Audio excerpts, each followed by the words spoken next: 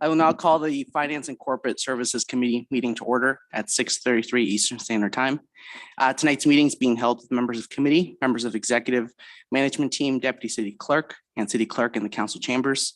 Members of senior leadership staff and other staff are available either in person or via video conference. For the moment, council chambers will remain closed to the public until further notice. We have no open delegations on the agenda or presentations or standing item committee updates or referred items, but we do have advisory committee reports. 4 of them include the report from the Seniors Advisory Committee dated February 28th, 2022, International Relations, March 1st, 2022, Town and Gown, March 23rd, 2022, and Seniors Advisory, March 28th, 2022. Could I have a member of the committee put the advisory committee reports on the floor to be received, please? Put on by Acting Mayor Ward. Perfect. Are there any questions from members of committee on these? Councillor Thompson, go ahead. Thanks, through you, Chair. The recommendation in the Town and Gown, and I'm glad Councillor Reitman's here because he sits on it, but a couple questions to staff in regards to it. The motion seems very similar to what we had a discussion around budget time with the licensing and stuff of rooming board houses and absentee landlords and stuff. Do you need a license to operate a rooming board house right now? Thank you, Councillor Thompson. Through you, Ms. Clerk, would it be appropriate if we accept the reports? And since that was an actual motion that we have later for discussion, we can answer it at that time. It'll just be a couple minutes. Yes, that's the appropriate way to take it. Perfect. So we'll get you an answer to that question. Sorry, I apologize. No, that's okay. That's okay. We're good on that. Any other questions or comments? Nope. Seeing none, all those in favor of accepting the reports, please indicate. In favor, none opposed. That passes unanimously. Thank you. So we have the 4 recommendations of the advisory committee reports. So that dated March 23rd, 2022 from Town and Gown. Let's start with this one. So 5.3.1, investigate city procedures and policies to encourage greater diversity on city committees. That staff in the Legislative and Court Services Department in consultation with the Anti-Racism Task Force, revised the discretionary committee application procedures and policies to encourage and recruit a greater diversity of membership on city committees and report back to general committee. Can I have a member of committee move the motion? At least just to get on the floor. Thank you, Councillor Harris. Any questions or comments on this motion? None? Any non-members of committee, questions or comments? Councillor Alwyn? No. Okay, perfect. All those in favor, please indicate. None opposed, passes unanimously. Thank you. Okay, so now we're at 5.3.2, which, Councillor Thompson, is the review of boarding, lodging, rooming, BLR house regulations. So I'll read it out loud. That staff in the Development Services Department, in consultation with the Legislative and Court Services Department, review the regulations associated with boarding, lodging, rooming, BLR houses, and possible ways to increase compliance with zoning and licensing requirements, and report back to general committee. Go ahead, Councillor Thompson. Thanks, through you, Chair, and I'm sorry I got it out of order there. I was just through you to staff. Am I correct in you already need a business license to operate a rooming board house? Through Chair Morales to Councillor Thompson, yes, you do require a license. Okay. Another question, have we started to see an increase in infractions and stuff, or have we not got any report back from the budget amendment to these staffing numbers? Through you, Chair Morales to Councillor Thompson, The staff that were approved in the budget, we are currently under the recruiting process of them right now. So they should be recruited in the next month or so, and then they will have to be trained. So the benefits or the more proactive enforcement from those officers would be noticed probably closer to June. But the enforcement services team has changed their schedule to allow for more officers to be throughout the city. So there should be some noticeable difference before June, but the staff onboarding and training wouldn't be completed until likely just before June. Well, with the certain infractions that, we hear like throughout the whole city and complaints and stuff, a lot of it is zoning and stuff. And we've heard how it's a back and forth notice of infraction, notice to comply, and they have days and stuff.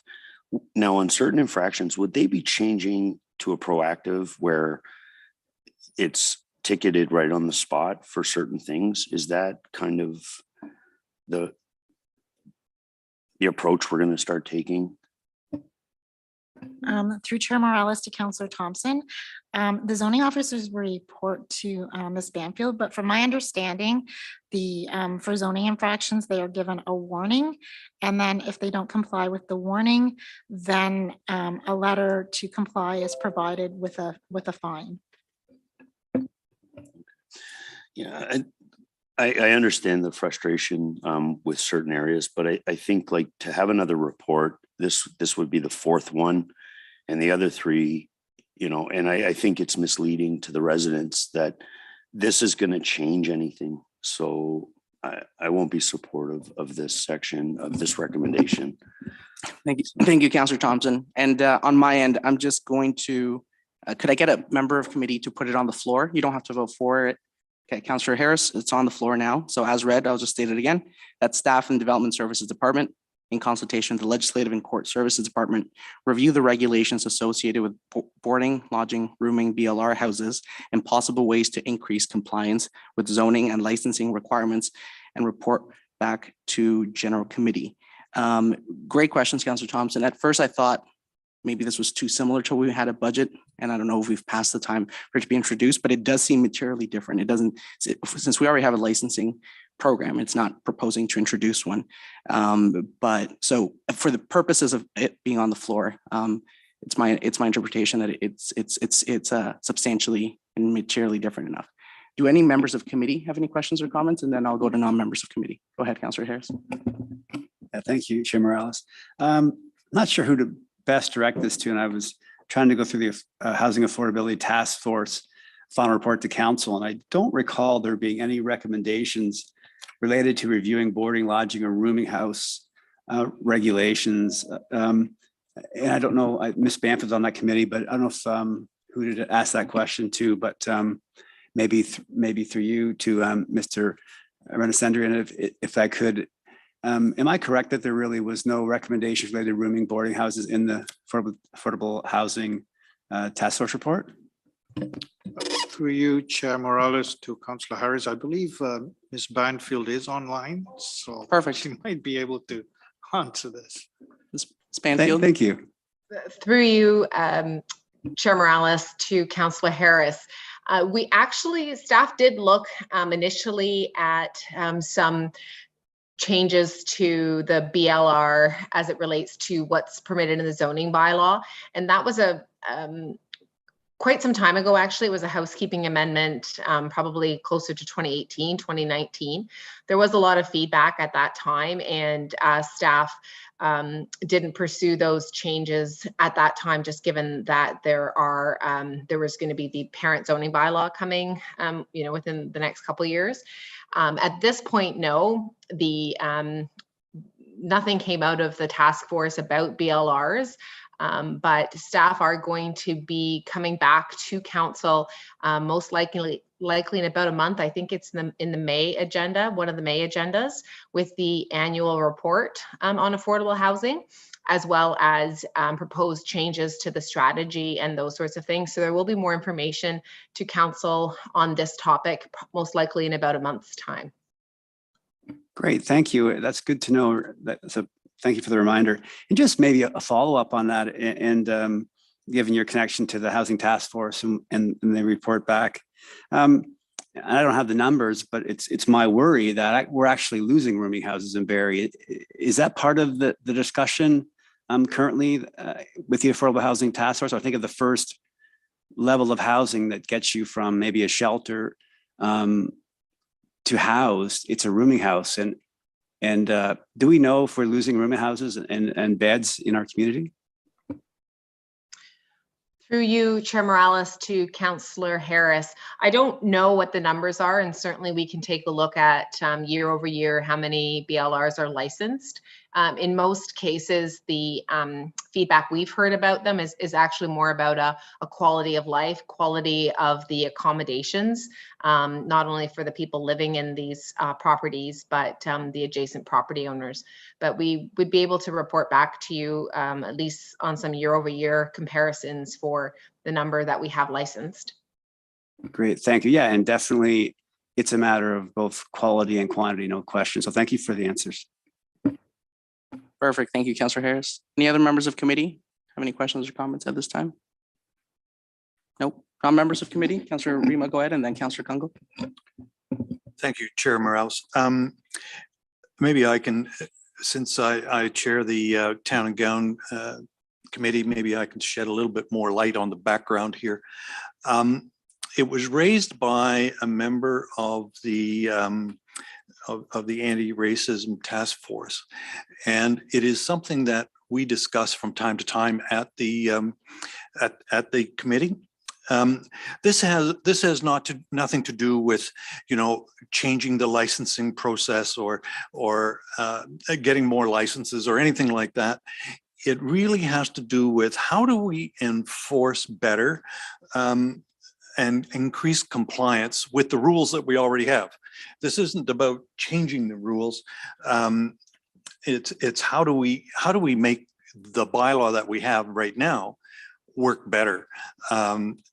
And I think one of the difficulties is, and it's particularly true in the area around the college, but I think it's probably true in other wards of the city too. And that is that we have an awful lot of unlicensed BLRs, homes that are used.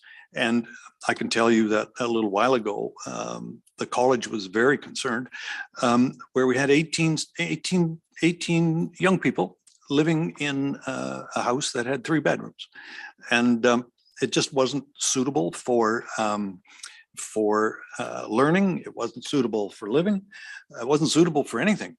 And so the question that the committee puts forward here, or the recommendations, is that we look at how do we better enforce the rules that we have right now. And I'm sure that when the new zoning bylaw comes along, we will have the opportunity to change the rules. But at the moment, this is not asking to change the rules. It's just asking how do we enforce them better, so that our students and tenants don't get exploited. Thank you, Councillor Rima. We're good. Perfect. Any non-members of committee? Councillor Alwyn, do you have any comments? I know there's a lot of BLRs in your ward as well. No? Okay, perfect. Okay, seeing no comments, I'll read it one more time. That staff in the Development Services Department, in consultation with the Legislative and Court Services Department, review the regulation associated with boarding, lodging, rooming BLR houses and possible ways to increase compliance with zoning and licensing requirements, and report back to General Committee. Perfect. So seeing no other questions or follow-ups, I'll take the vote now. All those in favor, please indicate. 2, against, 2, I'm against as well, so that fails. Perfect. Okay, thank you, members of committee. We'll move on to 5.3.3, participation in the It Starts With Me initiative. That staff in Access Barrie, in consultation with the Anti-Racism Task Force and the County of Simcoe, investigate opportunities for the City of Barrie to participate in the It Starts With Me initiative and report back to General Committee. Could a member of committee put that on the floor? Councillor Harris by a hair. Perfect. Are there any questions from members of committee? Nope. Pretty self-explanatory. Non-members of committee? Nope. Okay. All those in favor, please indicate. Passes unanimously. Thank you, everybody. And one more. Last recommendation is from the report of the Seniors Advisory Committee dated March 28th, 2022. And Councillor Kungle is on this committee to give some recognition there. 5.4.1, nominating a senior caregiver of the year at Staff and Legislative and Court Services in consultation with the Seniors Advisory Committee, establish an award in recognition of seniors and be included as part of an annual Spirit Catcher Award. Member of committee, put it on the floor, Councillor Harvey. Any members of committee have any questions or comments? Go ahead, Councillor Harvey. Yeah, just a little bit of clarification as myself and Acting Mayor Ward do sit on the Spirit Catcher Committee. I wasn't aware of any of this until I saw it on the agenda, so I'm not sure if there was any discussion. I'm not so concerned about myself and Acting Mayor Ward, but more so for the civilian member that represents the community foundation that is related to the annual Spirit Catcher Award and the fundraising dinner that typically occurs when that award is given out when we're not in COVID situation. So I'm just kind of curious if someone can advise whether there's been any discussion with the foundation to see if they are supportive of adding another award outside of the Spirit Catcher Award, which I'm assuming by the way this motion is worded would also be awarded at that same dinner, I suspect. Perfect. Thank you, Councillor Harvey. I'll go to Councillor Kungle first, and then if there's still any clarification, then I'll go to staff. But Councillor Kungle. Thank you for the question through you, Chair Morales, to Councillor Harvey. So as it's printed, it really came out of conversation at the previous Seniors Advisory Council. It hasn't gone broader than that. It's coming here just as a next step. Maybe the framing of the motion, if it's considered, might change to actually take it to the agenda of the Spirit Catcher Committee or the appropriate stakeholders. The background context was that the Seniors Advisory Committee identified the interest in actually holding some town halls, but also doing some recognition. Through that previous committee's conversation, they recognized a process already exists with the Spirit Catcher, one in which has a youth category. We did a bit of a quick scan in other areas, knowing that there is a provincial process to identify a senior. Typically, we see that nicely highlighted through some of our announcements in County of Simcoe. Other municipalities do a specific day for Senior of the Year. So I think the committee is really looking to see if it could be considered as part of the Spirit Catcher Award before they promote or might reconsider doing something outside of that, because you've got a nice process that's already there. I think the committee would be open to understanding the nuances around doing that or how best to kind of position that. But I think they're looking to really see if that committee could take it away and come back with an engagement to the Seniors Advisory Council, if it's supported, about the criteria and scope. Perfect. Thank you, Councillor Kungle. Councillor Harvey, I believe you still have the floor. No, that's good. I'll see if any other members have any questions. Members of committee have any questions? Non-members of committee have any questions? Okay. I'll only say a quick comment. If Councillor Harvey, if you're satisfied, then that's good. I think if there was maybe some, not concern, but some desire to have a conversation, we could always amend this. I'm just doing this on the floor, but that Staff and Legislative Court Services in consultation with Senior Advisors Committee and the Spirit Catcher Committee. So basically a quick phone call, a quick touch point as they move forward with this, just to out of respect and to make sure everybody's on the same play. I don't think that would materially change the recommendation and maybe would achieve what you were speaking to, but I'll let you speak to that. Thank you, Chair Morales. Actually, I think what is probably a little more appropriate would be to refer it to the next Spirit Catcher Committee meeting for consideration. So that way the committee members can have a fulsome discussion. I can't imagine there's going to be any issues. It's just there hasn't been any of those discussions, and especially when we're dealing with a community foundation, I think that's more appropriate because they are the ones that fund the Spirit Catcher, not the city. When it comes to that award. So I would put that referral motion on the floor to have it referred to the next Spirit Catcher Committee meeting, whenever that date. I don't know what that date is. Perfect. Thank you, Counselor Harvey. And I'm sure the minutes of this meeting will reflect that there's enthusiasm for the initiative, just proper consultation is wanted. So refer motions on the floor to refer this to the next meeting of the Spirit Catcher, whenever that is scheduled. And if it is not scheduled, Ms. Clerk, Ms. Cook, if there's not one currently scheduled, would we need anything in the wording here to like ask for one to be scheduled, or can that be taken care of? Chair Morales, we are planning on scheduling an Order of the Spirit Catcher meeting as we still have some outstanding awards to present given the pandemic. So a meeting will be scheduled within the next month or so. Perfect. Thank you, Ms. Clerk. So refer motions on the floor. Refer motions are non-debatable. So I'll take the quick vote to refer this to the next scheduled meeting of the Spirit Catcher Committee. All those in favor, please indicate. Yes, that's unanimous. Thank you. And that is it. No reports of committee in section 6. So we will adjourn at 6:51 Eastern Standard Time and meet again at 7 p.m. for our next meeting.